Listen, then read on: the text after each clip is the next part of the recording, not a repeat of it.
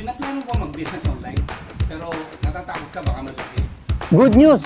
Ngayong 2025, may bagong 3-in-1 online business platform, affiliate marketing, e-commerce at dropshipping, pinagsama-sama. Dito, hindi mo kailangan malaking kapital, kaya mababa lang ang risk. Hindi mo kailangan ng 100,000, 50,000 o 5,000 para magsimula. Hindi mo na kailangan maghanap ng products, bodega o delivery team. Ang role mo ay mag-focus ka lang sa pagbebenta online. Kapag may bumili, may system na bahala sa packing at shipping. Kaya wala kang stress sa logistics at inventory. Once may umorder sa account mo, boom, cha-ching! Diretso na agad sa account mo. At ang maganda pa, evergreen ng mga products, kaya lifetime on demand. Kaya pwede siyang maging panghabang buhay.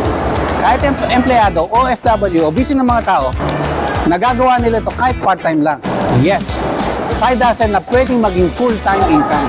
Eto pa, kahit walang background sa business o tech, kumikita na gamit ang business model na to.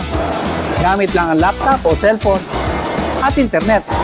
Kaya wala ka ng excuse para hindi mo magawa to. Ang kailangan lang, ang willingness mo to learn the whole system at consistency sa pag-take ng action. So kung naghahanap ka ng negosyo na maliit lang ang risk kasi mababa lang ang starting capital at may high potential na kumita ka ng 6 to 7 figures, ito na yon.